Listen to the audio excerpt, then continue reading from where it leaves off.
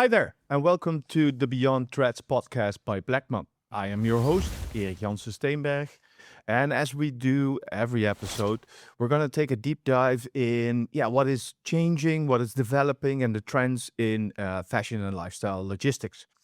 And this episode, we will be taking that same deep dive, but then in, let's say the sustainability legislation and the innovations in becoming as sustainable as possible for us in logistics and for you, the brands. For this purpose, I am joined today by Stijn Smetsers, the CCO of Seenons, and our very own Ron Thijssen. You've met him before. He's our Bleckmann CSR manager. And I, for one, am very happy to have you guys here. Yeah, thanks for having me. I'm looking forward to the podcast. Absolutely. Thank you.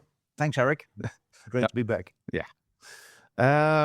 So today, with this deep dive, we want to learn more about the WFD, or the Waste Framework Directive, as it's called. And I really need your help on that one. And you guys are working with that on a daily basis. For me, it's a buzzword, potentially for the people listening to our podcast as well. So, after you briefly introduce yourself, I want to get down to business as soon as possible. Stijn, please introduce yourself and explain more about how you got so embedded in the world of recycling and waste management, and of course your role at Seenons. Yeah, thanks, Erik. So I'm now active for 23 years in logistics and in recycling. Right. And then in recycling, I started working for a paper and cardboard collector in Belgium, and then learned about about the recycling industry and how everything works. Then in 2019, I decided that it needs to be different. And I founded a company called Recycling Partners Belgium at that time to really help large organizations with making their waste management more efficient and more sustainable as an independent waste broker. Let's put it like that. Yeah. And then in 2023, we decided to join forces with the Seenons Group. And since then, I'm actually the commercially end responsible of the Seenons Group for Europe. Okay. Really focusing on international customers, international expansion, but still with that core getting to sustainable waste management for our customers. How did you come to the conclusion that the processes or the outcome needed to be different? And so why did you start your own company? Was that because of changed legislation, or?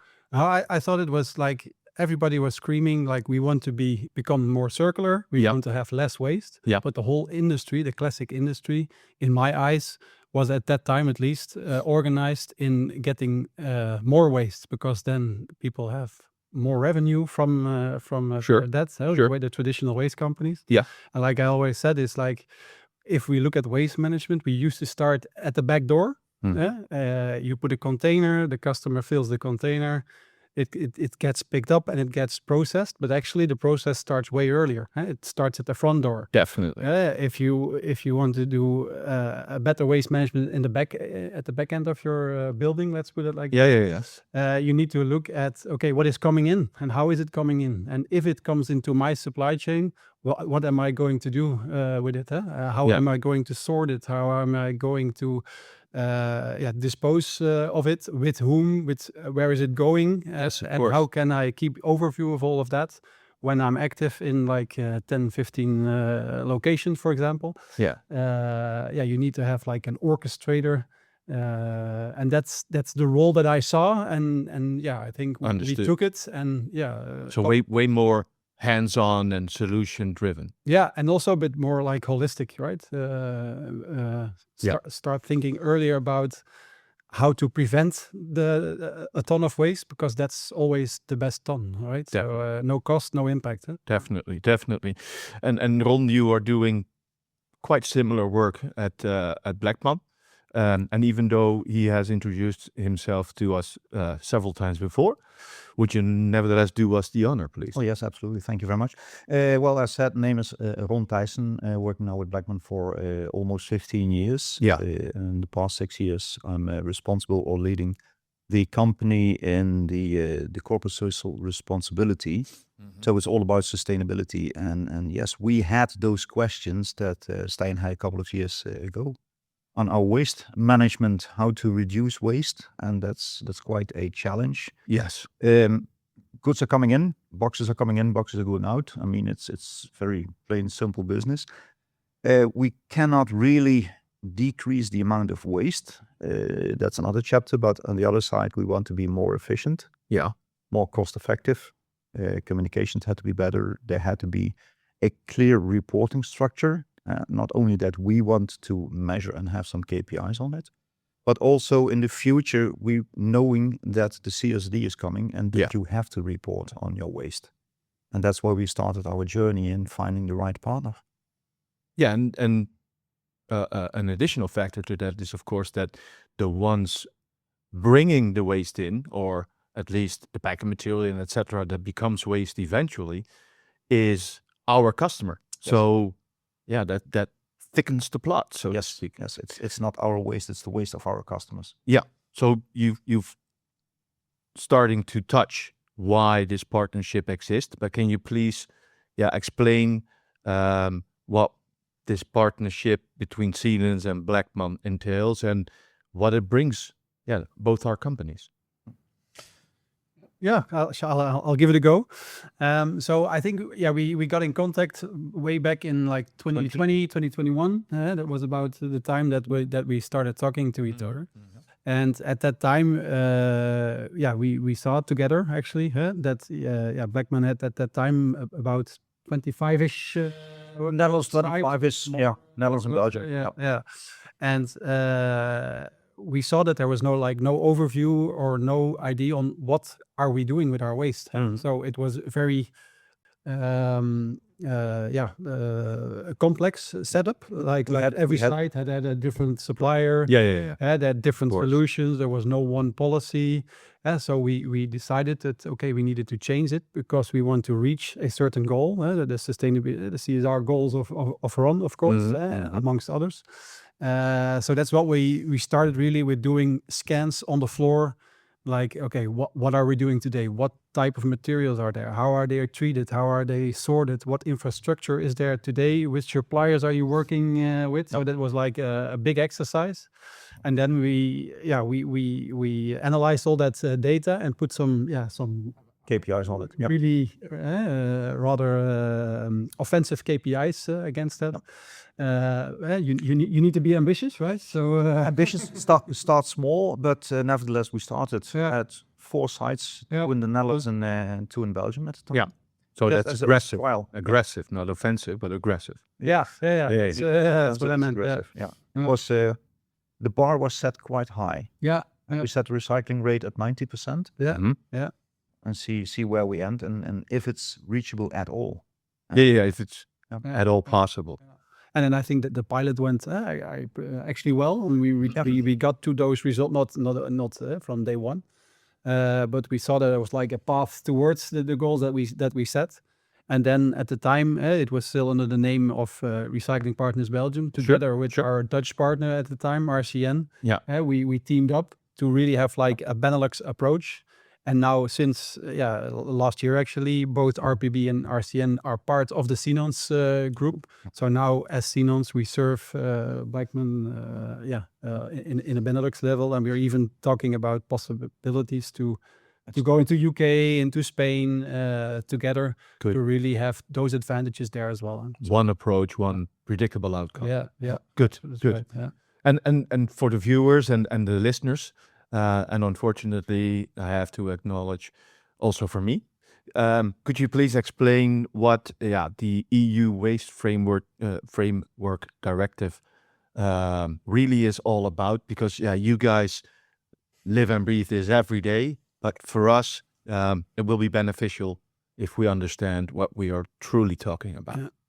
Actually, this Waste Frame Directive, Not going into all details, but it's really setting the standard for how companies or everybody actually should treat their waste. So it's like putting in a hierarchy, like we know in Dutch the ladder van Lansing, or the R ladder, it's also called. Yeah. It really puts in hierarchy to how to treat waste. So it really goes from like how to prevent it. That's of course the best. Like I said, the best ton of waste is the ton that doesn't exist. Exactly. And then you go from refuse, repair, to recycling, and then to the bottom you have like incineration with energy recuperation, or landfill.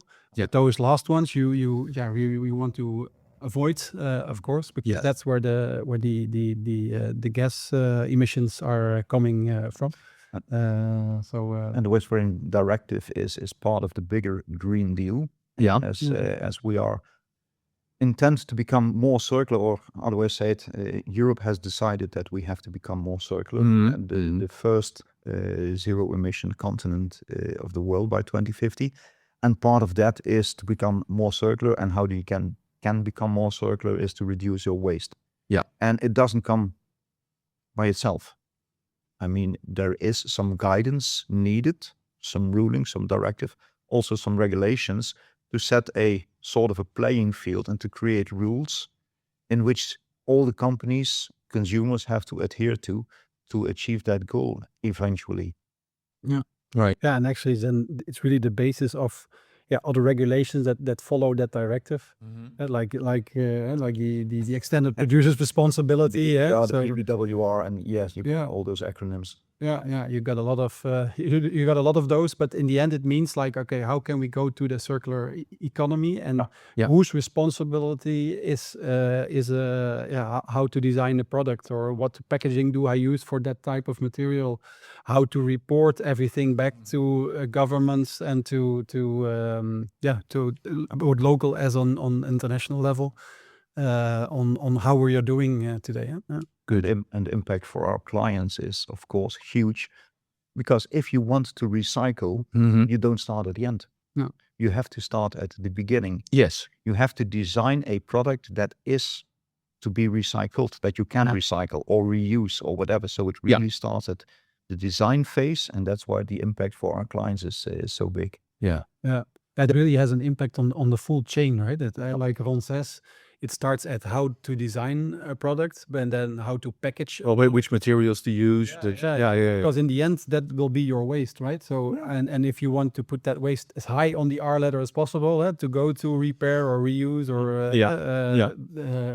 that's then very important. Okay, then how can we make it recyclable? Exactly, because if you look at the ultimately extended producer responsibility, the EPR legislation. In the old days, it was quite simple. You produce, you sell, and the story. And this time is you produce, you sell, but you are being responsible until end of life. You remain responsible until end of life of product. Exactly. So you really have to think, the product through, and not only produce and sell and then throw away. And specifically for that packaging and packaging waste regulation, it's really coming into effect August 2026. So it's really a hot topic now on how can we move. For some types of packaging, it's rather simple, but for a lot it's rather difficult, because then you add all the multi-layer, all the you don't want that anymore. So that's the future, and like in 2030, it's hard legislation. All packaging needs to be recyclable. But in 2026. It's a directive. It's a guideline. It's almost. It's really already like legislation. On a European level. Let's put it like that. So every country needs, of course, to implement that. But it's only for very large companies, for specific situations, and then after that, it's coming more into effect for also smaller, mid-sized enterprises. More types of packaging. So to be eventually like in I think it was 2035 that it at scale everything needs to be recycled. So it's And along the way it's quite complicated, because European Union sends out a directive. This has to be done towards the countries, and then the countries translate that directive into regulation. And that is the complicating factor, is that every country has a different regulation for the same to achieve the same directive. Yeah. 27 countries, 27 rules. So if you are a company that sells in 27 countries, you might end up with 27 sets of rules that you have to adhere to. Yeah. And that could be a quite complicating factor. Yeah. And I think that's also where as Seenons we try to make the difference, because we do waste management. We're currently active in over 20 countries. Yeah. So with all specialists per country or even per region. If Belgium as an example, it has like 3 areas. Yeah. It's a rather small country, but it has 3 areas, which has 3 different legislations on how to sort waste at the source. For Wallonia, Flanders, and Brussels. And Brussels, right? Yeah. So that's already a 29 set of rules. Yeah. If you go to Switzerland, it's even per canton. So Yeah. Germany, it's like per Bundesland. So you have quite some regulations to adhere to. You have. And that is key in the whole story. You need to have the data that all those local authorities need to show that there is like a traceability. If you take responsibility as a producer or as a logistics company, you have to data. You have to show it. What is the traceability of that type of material? Show me that it has been recycled. Yeah. How are you going to show that with data? And so that's we hear that it's like a bit, data is a bit the new gold, right? Yeah. But it is true. Absolutely. And it's getting more and more important. But then you need to be able to collect that data, and we see a lot of assumptions in the market, a lot of industry standards. So. And that's where we help our customers, really collecting the data, granular data, normalized data, so that they can really report as realistic as possible towards whomever needs that data, but also it gives you the insights to steer upon. Exactly. Eventually, there are a couple of things happening. First of all, you have your own goals. We want to be a sustainable company. Yeah. We have set our KPI on recycling rate, but at the end, everything sums up to the one big corporate sustainability directive reporting. We have to report as a company, and waste management, waste data is part of that big CSR. So we really need to have all the data available for to be able to report in 28. Well, and although you mean it informative, I'm pretty sure that some of our listeners are now breaking out a sweat, because it is quite a thing that is coming for them, right? So it's with all due respect, it's so far from their actual core activities, which is a beautiful product or service, marketing, sales, creating a brand, and then. With all due respect, they are blindsided by a legislation that is causing or is wreaking havoc in their teams, in their operations. So, what are other challenges that you see currently for the brands, for companies, to become, how would you call that, directive savvy?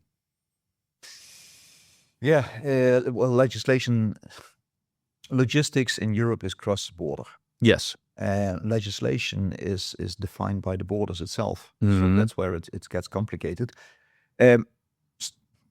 Breaking out in sweat, yes, I do understand. The best thing that you could do is start from what you have.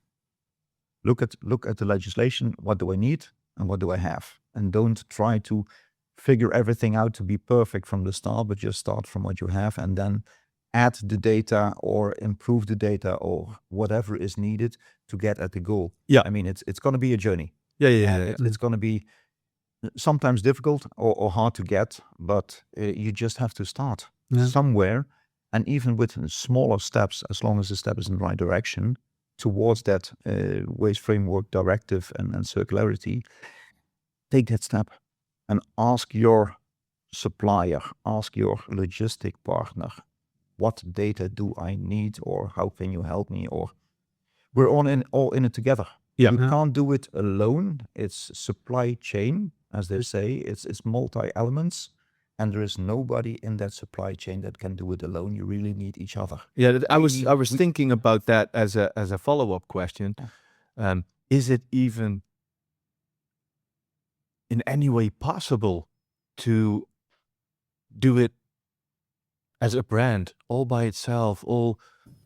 I think it's really like, I totally agree with what Ron said. So it's really about collaboration and partnerships, because alone you cannot do it. You need designers, you need waste recycling infrastructure, you need people handling it in between. There's a lot of hands where the products go through, and everybody should be aligned, right? So lots of parties. It's about awareness. It's about human behavior. It's really easily said, huh? Yeah. but the details are like in the execution, of course. Yeah. And it's a process where we need to go through from getting from that linear model to that circular model. Yeah. And collaboration is really is key, and transparency as well. I always see that like some people, they invent something, but they keep it for themselves. But everybody should benefit from that. And I understand that there is like a financial model to that, but it's going to change business models of companies. It's going to be a burden. Yeah, quite simple. It's gonna be in all honesty, we're Dutch, so we're in your face and honest. Yes, it is going to be a burden. Again, so far from the core of the company. Yeah. And that's also that's a bit the role which Seenons takes. We see ourselves like an extra colleague that sits next to Ron or to another person in charge of waste management.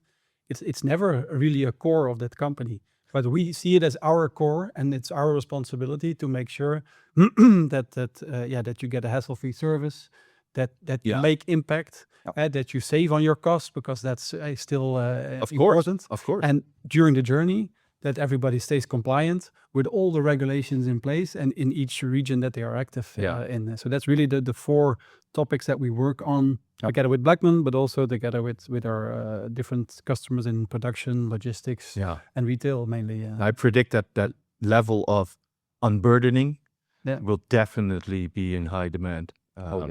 When this truly kicks in, so to speak.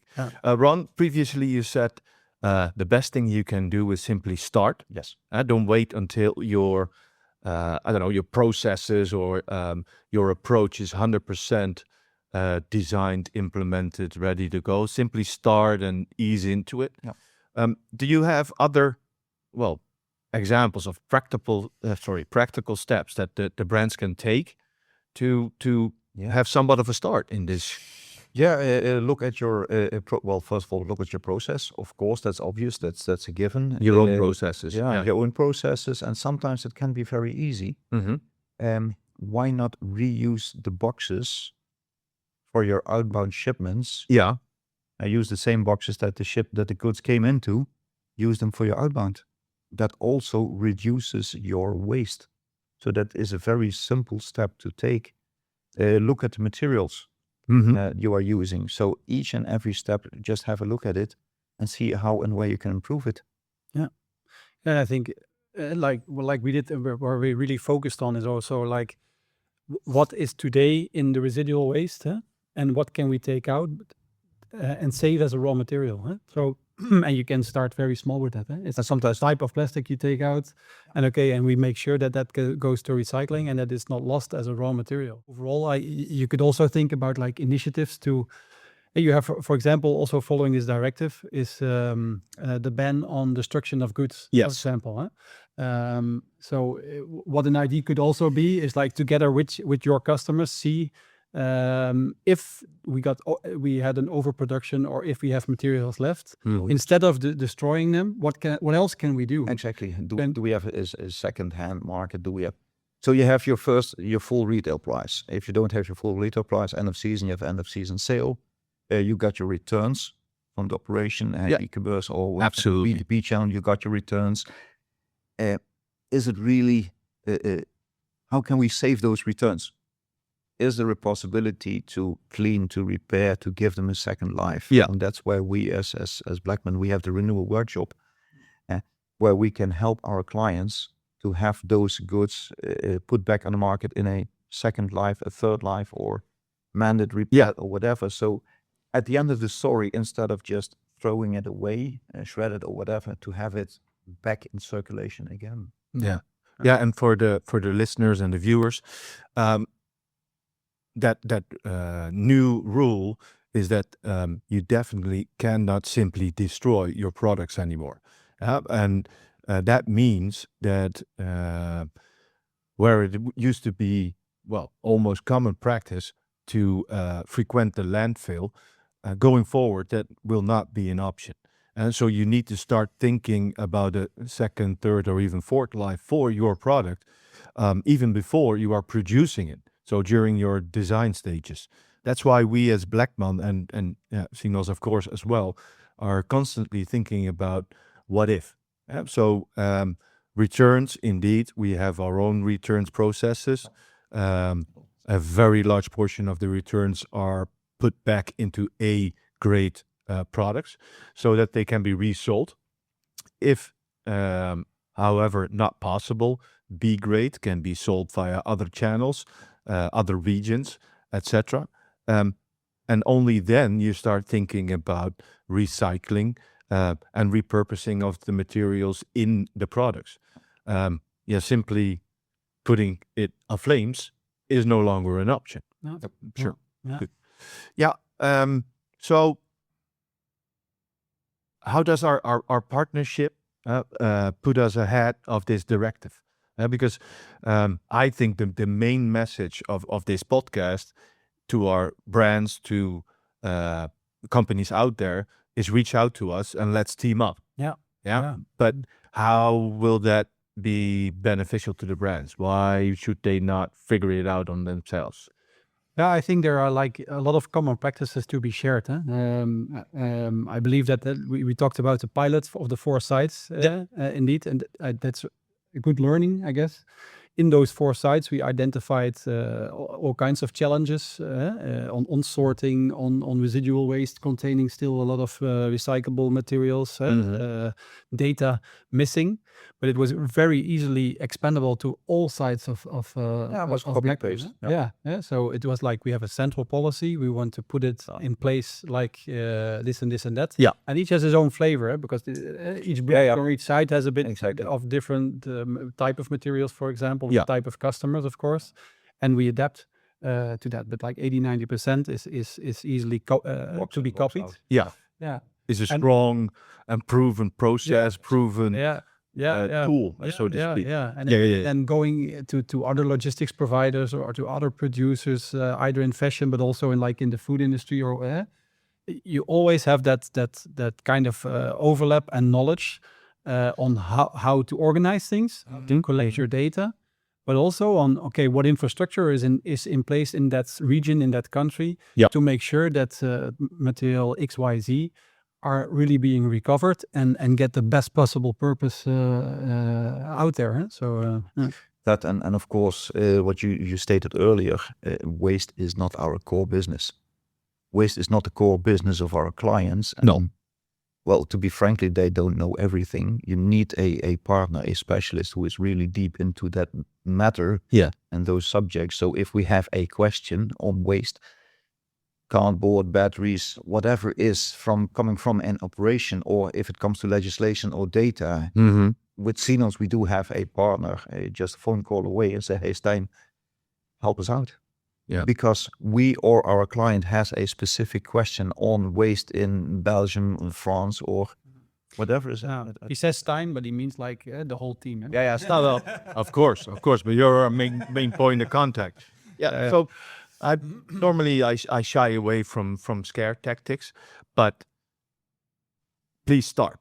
Brands, companies, please start, reach out, start thinking about this directive that is coming to play, that is going to be demanding a lot from you as a brand, and together we can unburden each other, and the 3 of us, the 4 of us can form strong alliances to make this part of the day-to-day instead of an unsurmountable mountain, so to speak. Well put. Yeah, and unfortunately, even though I can go on and on with you guys because I really want to go down to the details, but unfortunately, that's all the time we have for this podcast. And I think we've given our listeners a very good idea about why we have teamed up and what the goals are, and simply the gains of working together on a shared goal. But without a doubt, there will be many questions coming from the brands, and some of it will be in your corner, Stijn. Some of it will be in your corner, Ron. Huh? How can people reach out to you, Stijn, or your team, as you said, to get down to the dirty business, so to speak? Yeah. Okay. Yeah. Good waste is dirty waste. Good waste is dirty. No, it's no. Of course, you can reach out via our website, www.seenons.com. Fill out a contact form. You can also look me up on LinkedIn, Yeah. Stijn Smetsers, and happy to help, happy to connect and see what we could do. Sure. Thank you. And even though, of course, the whole Bleckmann team is standing by for your questions and your invitations to work together. Ron, as our point man, how can people reach out to you and have some debate? Yeah, same. The website, www.bleckmann.com. You go to the tab Sustainability, and there you can find my credentials and my contact details. Good. Well, thank you very much for joining us today. Don't forget to subscribe if you want to stay on top of everything that is developing, the trends in fashion and lifestyle logistics. Follow us on our socials and make sure to tune in for the next podcast. Until then, my name is Erik Janssen Steenberg, and see you soon.